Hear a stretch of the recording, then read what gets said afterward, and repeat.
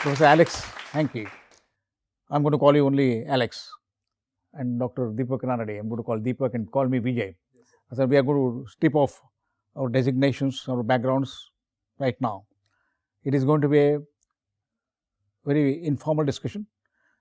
And we are touching upon now a very profound subject. It is said to be a frontier in science now. Frontier of science in the 21st century. And this frontier of science, I think once we explore it, it is said that this will change the very definition of science itself. The whole boundaries of science will be expanded to the levels we have been aspiring for. So the subject is consciousness. It was Deepak who brought to my notice that multiversity, the India International Multiversity, what we call multiversity, should start a Center for Research in Consciousness in a particular context, because this has to be understood. If you have to understand anything further which you want to go in many areas which science has not understood yet, which border on the what you call on miracles, we must start Center for Research in Consciousness. And it was a great thing I got introduced to you. In fact, I was very fortunate that we got introduced in World ISO Congress. Got introduced, and you are also thinking of the same thing. Of course, you are actually exploring this whole area. Now, let me tell about my background. See, I work in the field of electronics.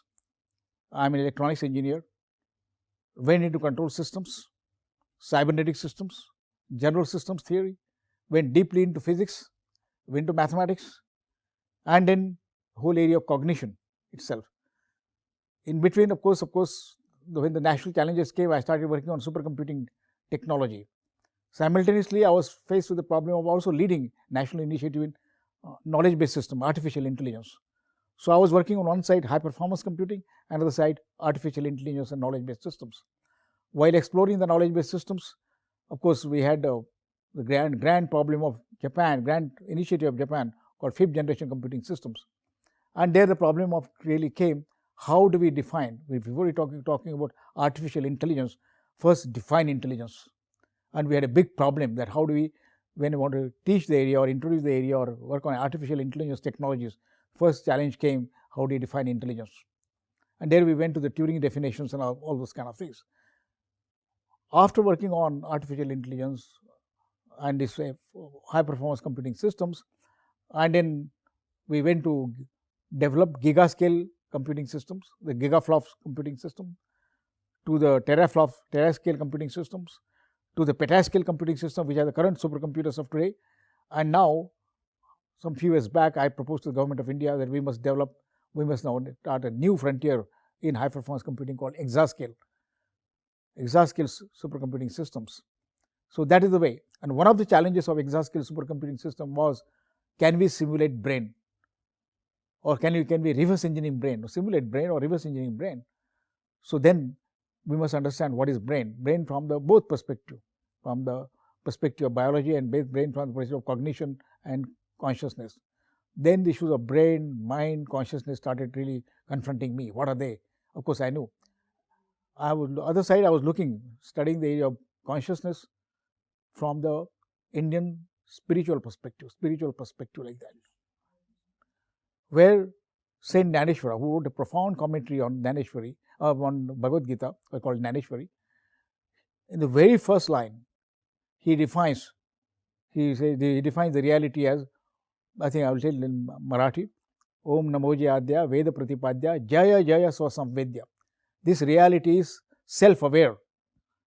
What people later on talk of self-aware universe, this reality is self-aware, and that is one profound definition of consciousness.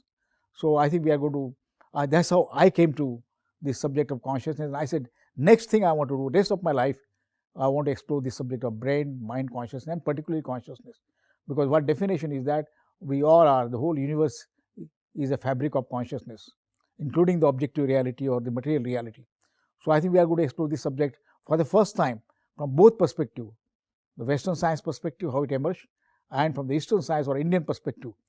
And because this subject has been explored in India like never before, like nowhere else from the Vedic times.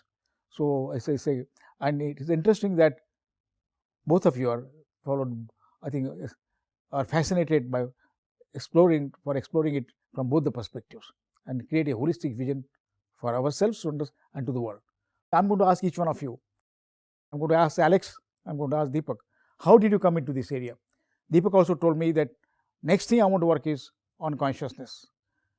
The only difference is that what you also felt and what I also felt is that we are going to approach this very profound subject from the Western science perspective and from the Vedic perspective, from the Indian perspective, simultaneously.